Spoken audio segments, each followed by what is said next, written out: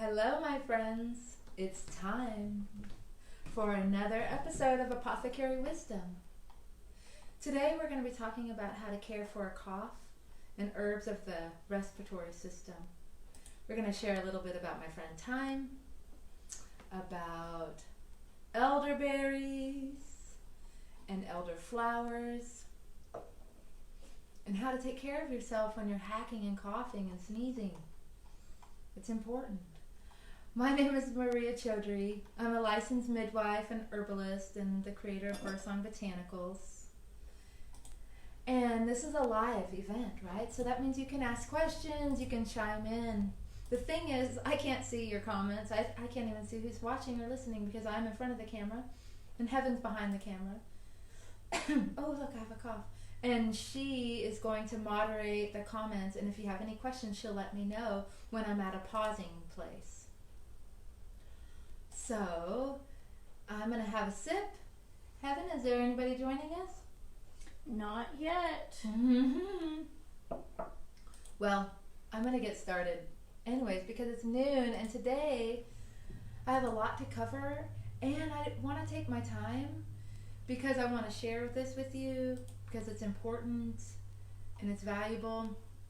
And also, I have a lot to cover and I want to be efficient with my time because I have a meeting that I have to be at right away, and honestly I feel pressured to hurry up and speed, so I feel myself slowing down. So let's just start with talking about breath, because we're talking about herbs for the respiratory system, and this is a part of the series we've been working on about the whole immune system. Last week we talked about fevers and how to treat fevers with hydrotherapy and with herbs. This week it's all about coughs and breath. And when you think about your breath, it's pretty amazing. Your body is constantly breathing on its own. But the moment you put your mind into your breath, you become conscious of it, you become aware of it. Every meditative practice in the globe starts with following and connecting with your breath. And so as soon as you do that, it becomes a mind, body, spirit connection. Then to take it a little further, we're connecting with nature because, for example, right now, as I'm inhaling, I'm breathing in the oxygen that this plant is releasing. And then when I'm exhaling, that carbon dioxide is going to the plant. It's going to inhale that, absorb that, and then release the oxygen. And I'm having an exchange with nature and with this plant. And then with all the plants in this room. I know these are plants in jars, but in front of me I have a bunch of plants around me. And I'm also in this room right here with Heaven. And so we're breathing the same air. You're watching this from another room, but you're breathing air that somebody else is breathing together. And it starts to make you feel really connected to everyone. And have you ever been in a big theater where you're with a bunch of people and you get this moment of like, whoa, we're all breathing one breath together. And it starts to be this like, wow, this connection that we're really all one. We really are all in this together. And it feels soulful almost until someone goes, and you're like, whoa, I want to protect myself from that. I really want to do my own thing. I don't want to be that connected to you who's coughing. I want to be protected. Fortunately for us, our body is wise, and it does the same thing. It wants the same thing for you. It wants to protect itself. So when you inhale, or when you drink or eat a pathogen or an irritant, it goes into your mouth, into the back of your throat, and the back of your throat is filled with lymph nodes.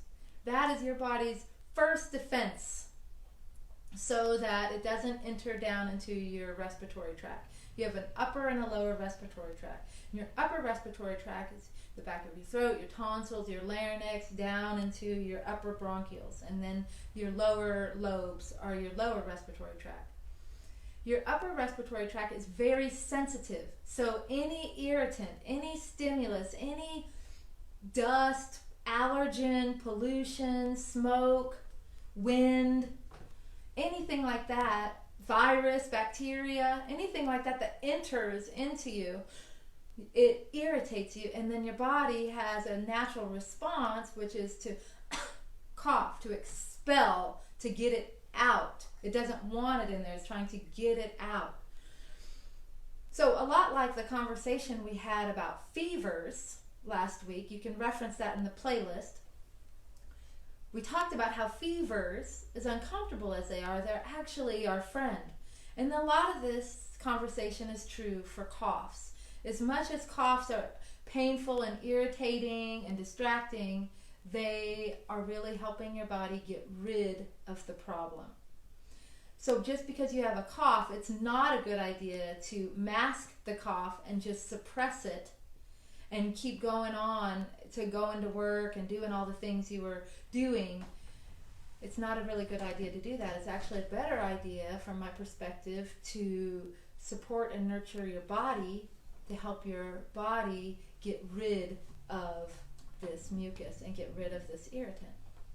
So herbs are a great way to do that. So let's start talking about the herbs of the respiratory system and their herbal actions.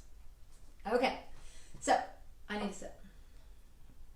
We have 2 people watching on Facebook and 3 on Instagram right now. Well, hey guys, I'm so glad you're here.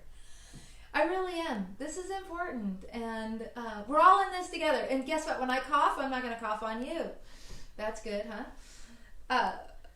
Well, let's get started.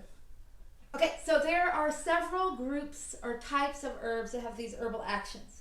So the first one, the most common one, the first one that comes to my mind is an expectorant. Expectorants help your body get rid of the mucus, get rid of the phlegm. And how it does that, how expectorants do that, they're stimulating expectorants. And what stimulating expectorants do is they stimulate your body's own reflex to cough. It stimulates the reflex. Then you have warming expectorants, which are warming to the system, but they're also a little bit calming and relaxing to the system. And they help relax your tissues so that the mucus can move just a little bit. They create like a little space.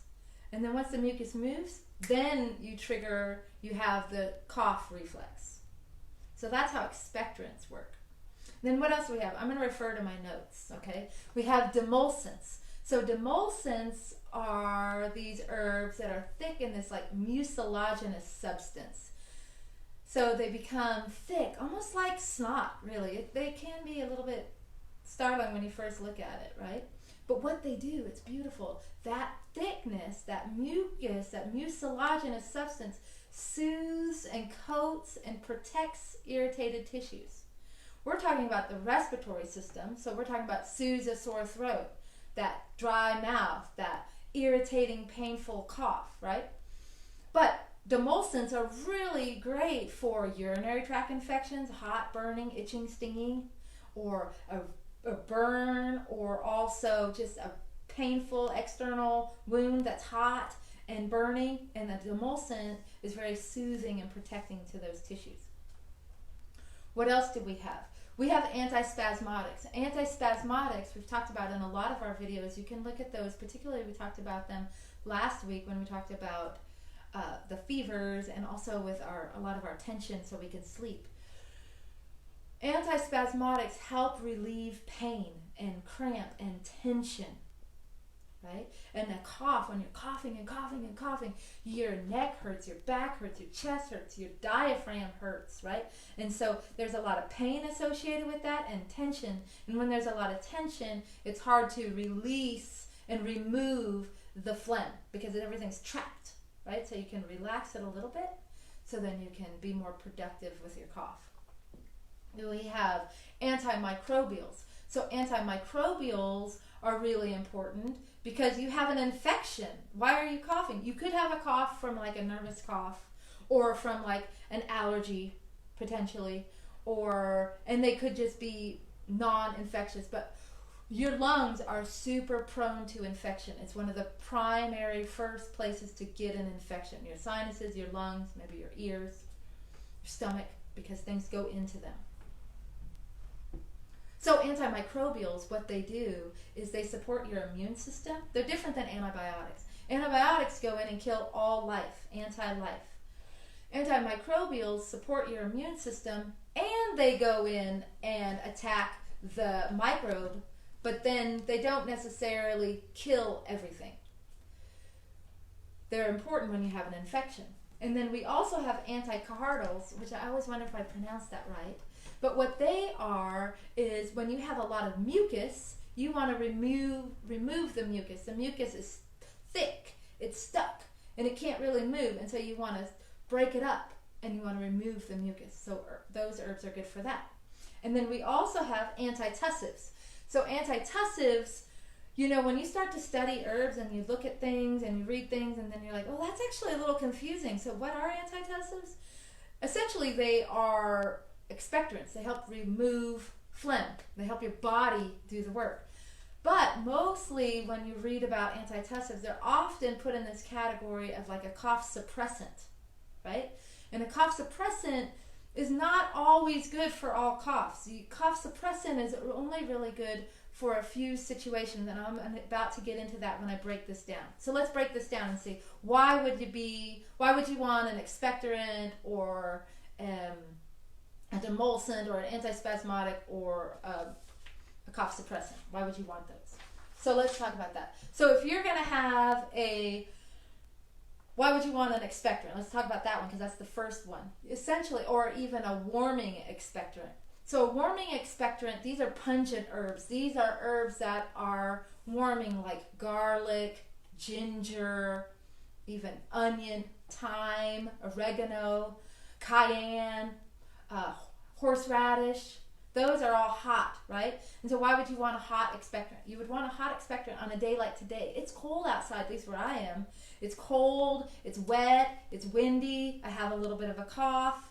That's a perfect time for a warming expectorant because my body's working and I'm just going to help support it to work. I'm not going to change what it's doing. I'm just going to enhance its work so it can have a productive cough and it's going to warm me up, right? Because I feel cold. So if I'm trying to warm myself up because I feel cold and it's wet, then I want to drink a hot tea, a hot infusion, or a soup made from these warming herbs. Most of them that I mentioned are food, right? Or spices that you can use in food. Okay, so when would be the time that you would want a demulcent, right? So demulcents are, remember, they're thick, they soothe and coat. So if you have a sore throat, if you have that tickle cough, you know that tickle cough, you can't really, it's not productive. You're trying to cough it up, but it just doesn't really do anything, and it's becoming irritated. Not only are your emotions irritated, but now your tissues are irritated. So you kind of want to have a demulcent, so to thicken it up a little bit, so you have something to grip onto to get out, right? So you kind of want to thicken it to get it out. That would be a demulcent.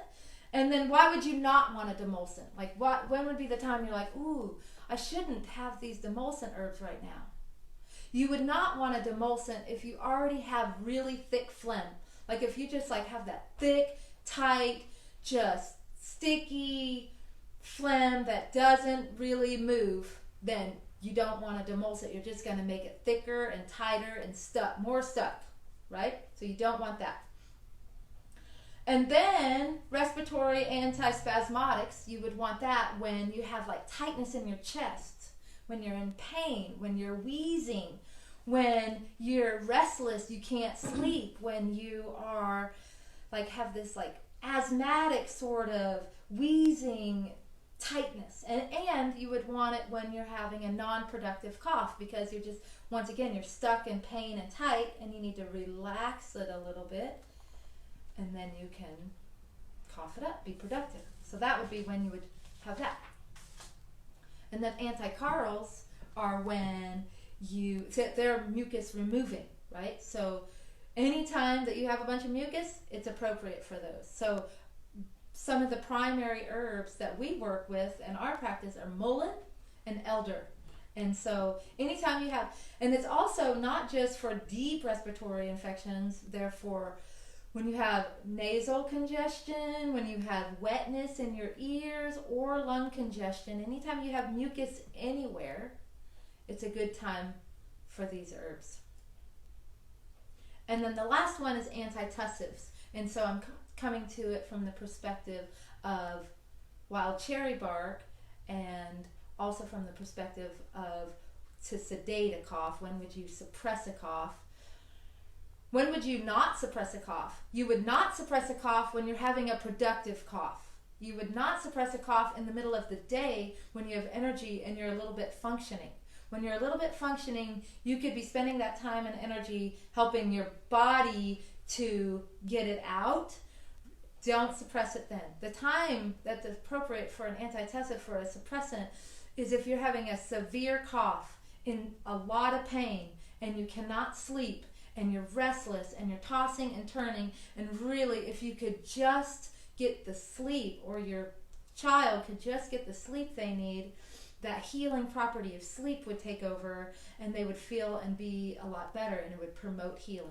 So there's only really specific times where antitussives are recommended. Cool, I'm gonna have a sip.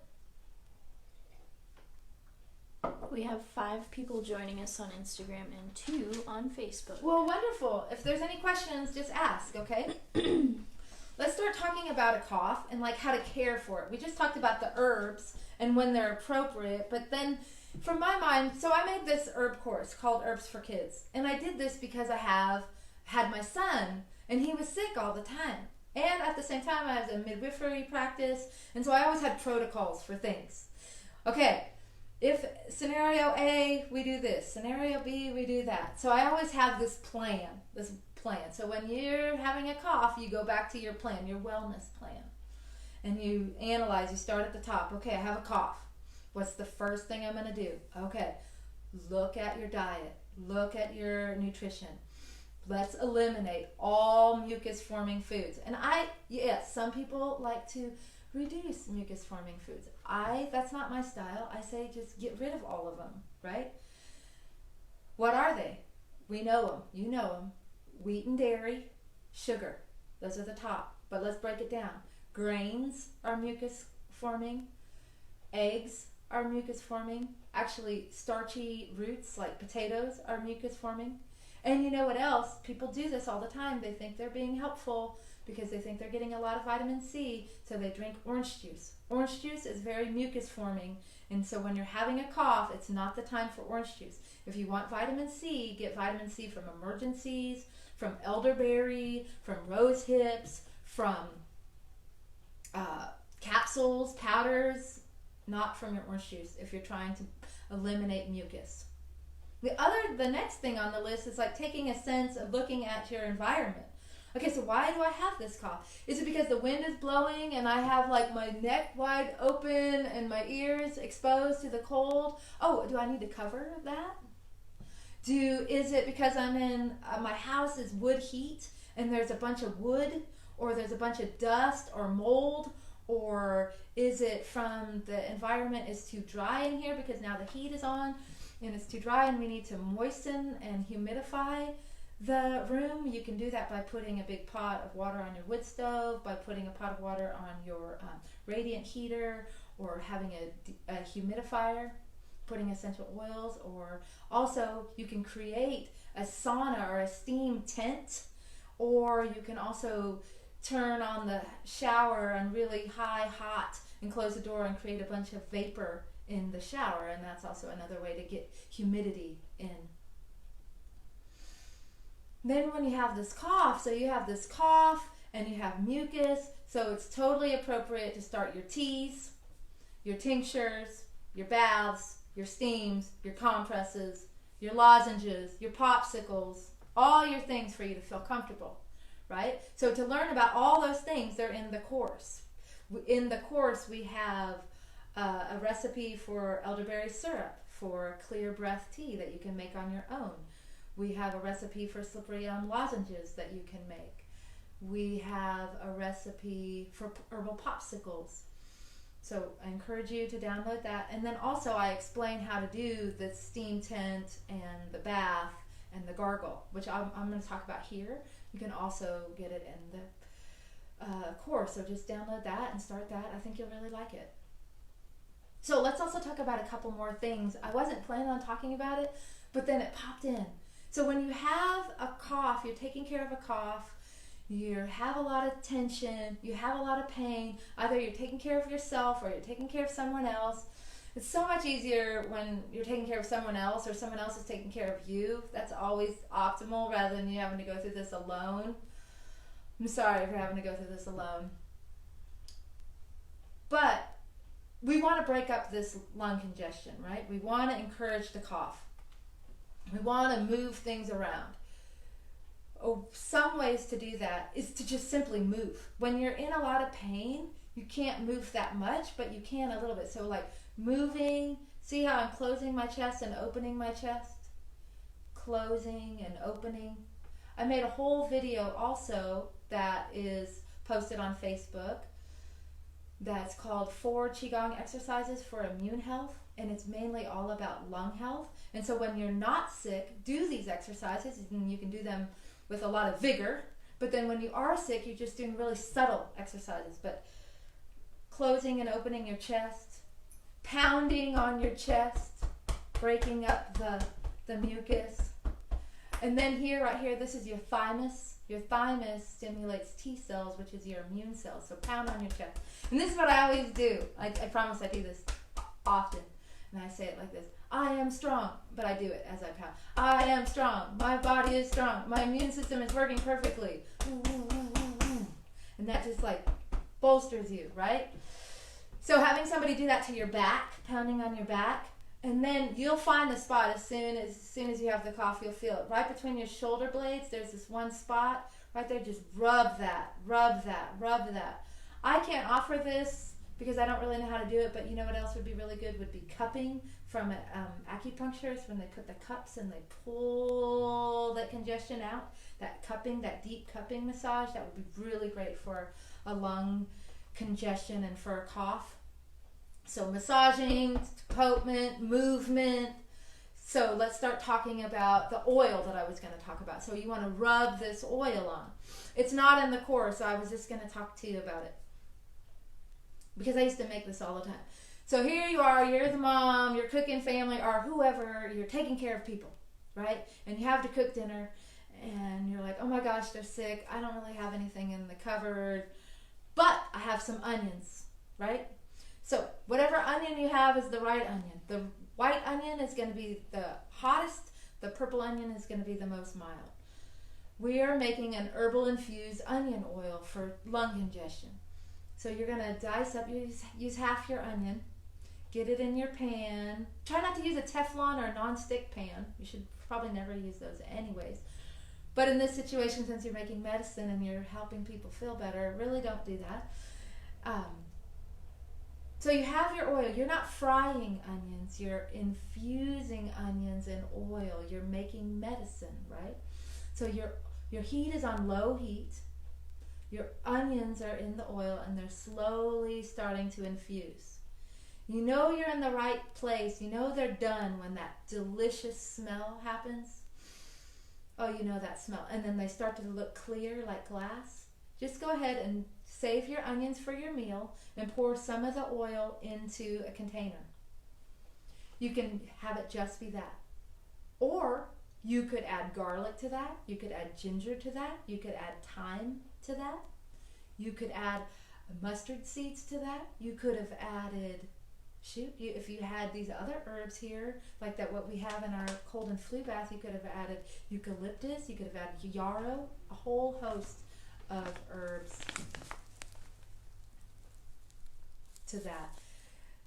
And so, no matter, let's just imagine it's just onion oil. Now, if you have a child, a young child or an infant that has a cough, this is perfect for them because you want something that's safe. So you're going to have to test this. So you want to test the heat. You want to test 2 types of heat. So you want to put it in a real tender place, right? So is it too hot, like temperature? Well, then if it's too hot temperature, just wait a minute. If it's too hot, like spicy, like burn you, irritating, then add some more olive oil. And then when you get it the way you like it, get that sweet baby, get that toddler, bring them over and like rub their back, their chest, really avoid their face and their eyes and stuff, but rub their back, maybe even get a little on their throat, back of their neck, rub their feet, with this onion oil and zip them up and cover them up. And that the onion, what it likes to do is it likes to pull things out. So it takes something that's deep inside and pulls it to the surface. And once it pulls it to the surface, your body can eliminate it. Another trick for babies is really clever, is you put their socks on, and then you take an onion slice. So this is their foot. They got a sock on it. You put the onion slice right on their foot, and then you put another sock on. Essentially, all you're doing is you're protecting their skin, you're applying the medicine, and then holding it in place so they don't lose it. It's not lost in your bed. Their feet absorb and carry the medicine throughout their body, and it really helps their lung congestion. So that's a little trick that I wasn't planning on telling you, but surprise, this is live, so we get to do stuff like that. What else did I want to say? Oh, so you want to oil them up, you want to rub them up, you want to rub the back, you want to pound on the back. You want to do the bath, the steam, the gargle. Let me tell you about that. The bath, steam, and gargle. We do this with Children's Healing Herb Bath. Children's Healing Herb Bath is made with thyme and lavender and sea salt. It's very simple. These herbs are wonderfully put together because thyme has been shown to be effective against strep throat. Thyme is an antimicrobial, and it's a diaphoretic, which helps with the fever. It's an expectorant, which helps with the cough. It's warming, and also lavender is incredibly soothing and relaxing. And when somebody is fitful and somebody is sick and in a lot of pain, they need to be comforted. These are the steps. They're all in the course, so you don't have to remember everything, but I'm going to tell you really quickly. You get your biggest pot, you put your herbs, you get your water boiling, you put your herbs in the bag, you put the lid on, you turn off the heat, you let it steep, right? While it's steeping, you get your bathroom all set up. I should have said this before. You have to be prepared before you do this. Your bathroom is set up, your towels are set up, the kids' jammies are set up, the bed is set up, everything's set up, right? Your bathroom is warm and there are no drafts in the bathroom. You take the big pot into the bathroom, and you really want to be mindful to not burn, because you can burn yourself on the pot and on the steam. So if you're taking care of someone and a child, you really got to keep an eye on them so they don't get hurt. And also you don't want to burn yourself. So you have your sheet and your towel, you have your big pot, you remove the lid, and you collect the steam and you inhale. It should trigger a cough. You're pounding on their chest, and then once they pop up because it's too hot for them, put the lid back on, give them a sip, wipe their face, tell them they're doing a good job, let them blow their nose, encourage them to cough, cough, cough, spit, spit, spit. Do it again.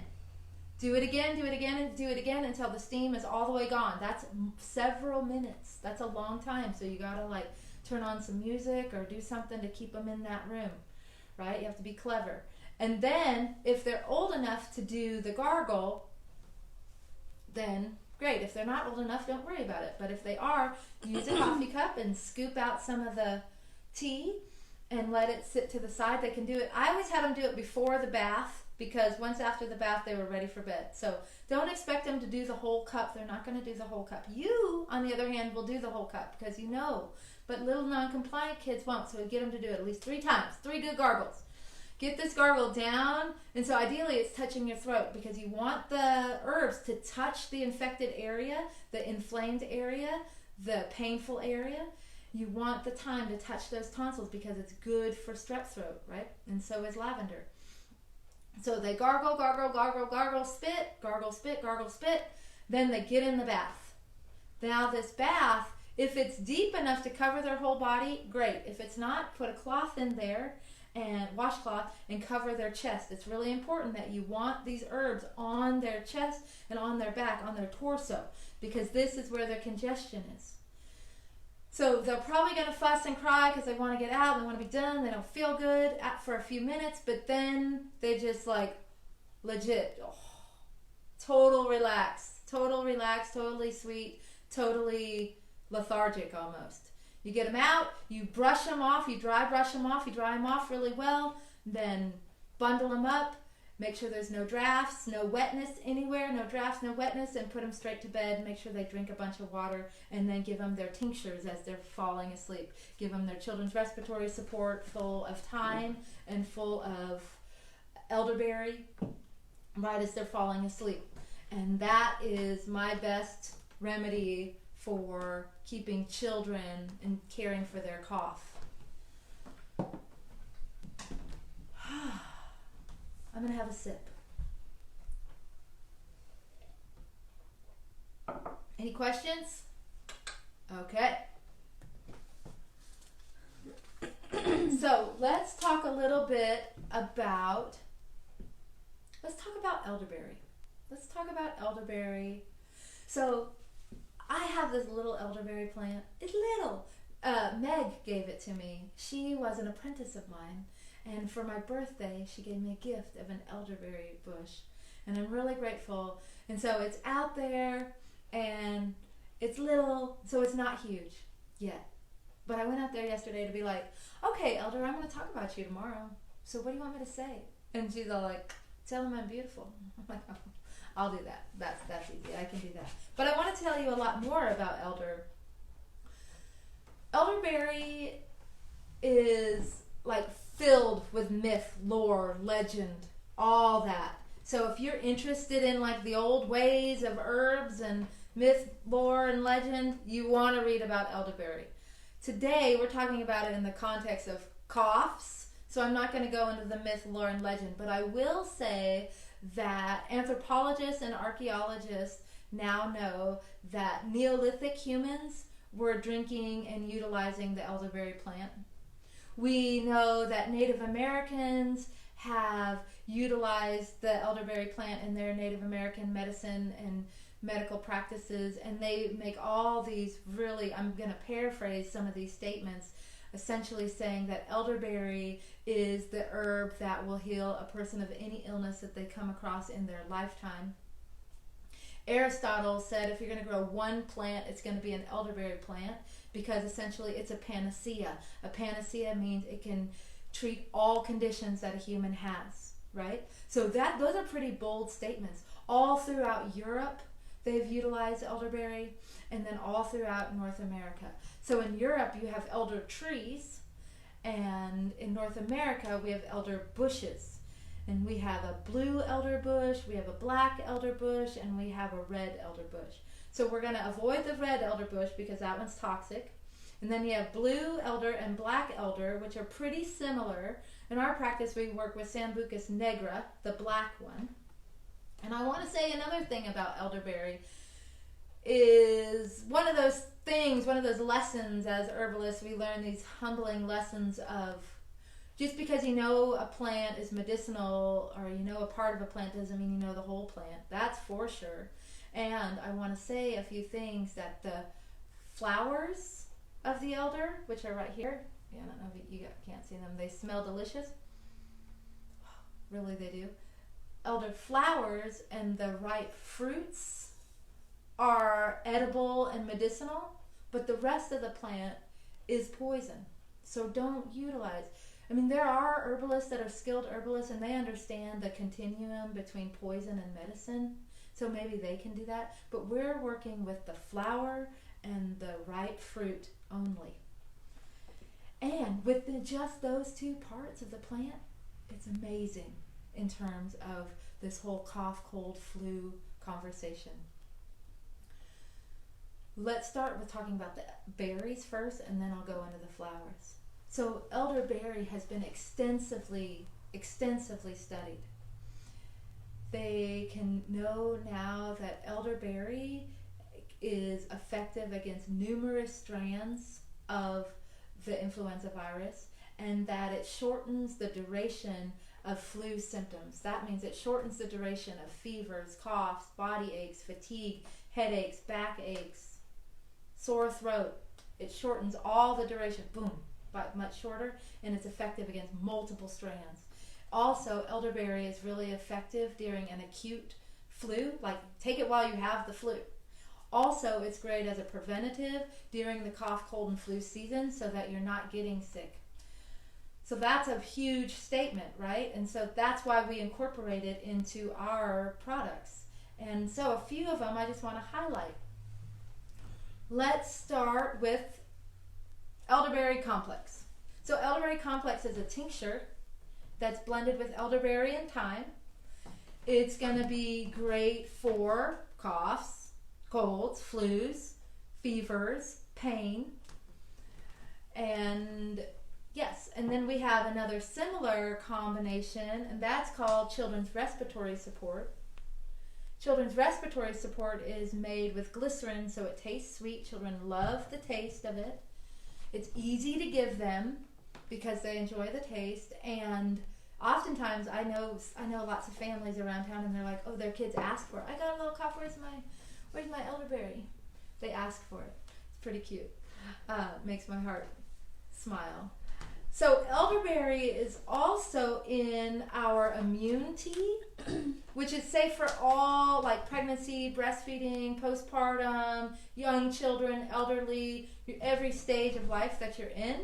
Immune tea is really great. And another thing about immune tea is that it has catnip in it, it has chamomile in it. And chamomile is really good as a nervine. So especially when you're like coughing and in pain and can't sleep and you need to create a little space in your chest, then chamomile is really helpful. So immune tea is really where it's at. And then my favorite for the flu specifically is roots and fruits. This is what I drink with my family all the time, and it looks like there's not very much in there because this is roots and fruits, and so you're not technically not making a tea out of it. You're making what's called as a decoction. And so what I do is I put my 2-3 tablespoons of the herbs in a smaller mid-sized saucepan, and then I fill it up with water, and I slowly bring it to a boil, and then I let it steep, right? And then I drink that. And then I fill it up with water again. And then I do the same thing. And then I do it again. So like right now, honestly, I'm drinking roots and fruits that I made yesterday that we filled with water yesterday. I know I drank 2 full quarts of it yesterday. And then now today, again, and there's still color in it. So just because doesn't look like much, it's dense and it's potent, and so just keep drinking it, keep refilling it and remaking it until it's clear, which is real different than sometimes leaves and soft aromatic plants, because you're going to get 1, maybe 2 times that you can re-drink that. Okay, what else do I want to say? Let's talk about elder flowers. Elder flowers are really gorgeous and smell wonderful, and they are mainly more for when you think about like hay fever, allergies, sinus infections, headache. It's lighter, right? Elderberries are richer, darker, lung, chest, deep congestion, nasal, sinus congestion, a little lighter. So we include it, of course, into our allergy relief tea, and for the allergy season with other herbs that are good for nasal congestion and allergy symptoms. And we also include elderflowers in Women's Balance, because Women's Balance is a tea for the whole woman. A whole healthy, vibrant woman has an immune system that's strong, right? Oh, a whole healthy, vibrant woman can sleep well. She can cope with the daily stressors in life.